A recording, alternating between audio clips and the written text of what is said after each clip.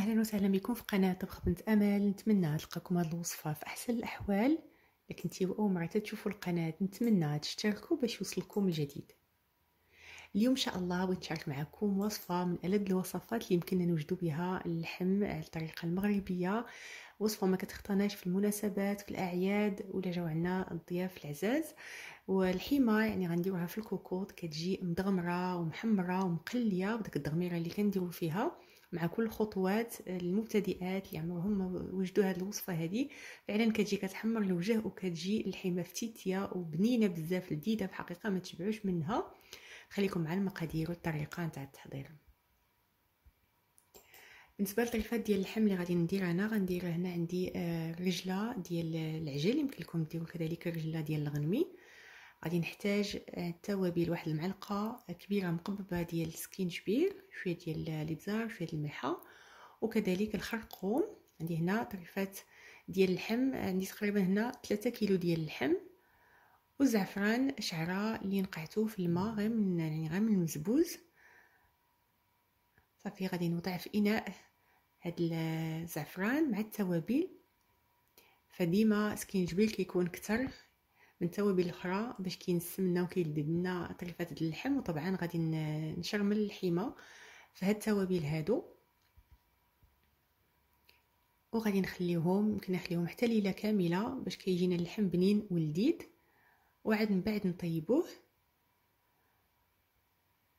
صافي غادي نغطي عليه نخليه، وغادي نوجد المواد الاخرى اللي غادي نحتاج. عندي هنا واحد المعلقه كبيره مقببه ديال السمن، معلقه كبيره ديال الثومه محكوكه، والبصله. فالقياس ديال اللحم غنديرو نص د البصله. انا هنا عندي 3 كيلو ديال اللحم، غندير كيلو ونص ديال البصله الحمراء مقطعه على الطول بحال هكذا.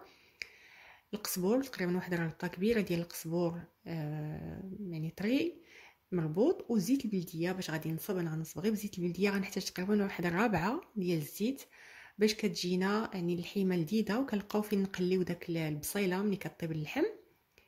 وصافي من بعد من اللحم يعني خليته حتى شرب داك التوابل كلها، غادي نزولو وغادي نوضع في داك التوابل نيت داك البصيله اللي قطعناها على الطول. فمن الاحسن تكون عندنا البصله الحمراء ماشي البيضاء باش كتقلى لنا وكتجينا يعني لذيذه التغميره.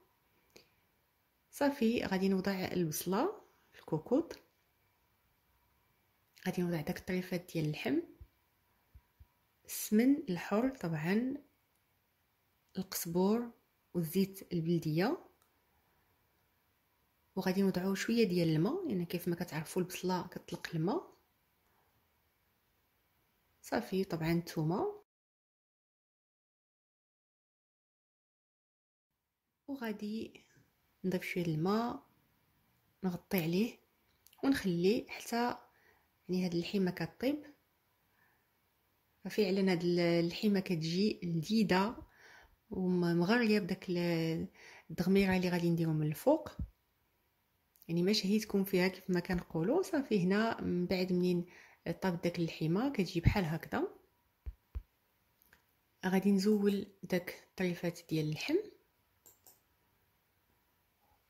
غادي ندوق الملحه واش هي هذيك.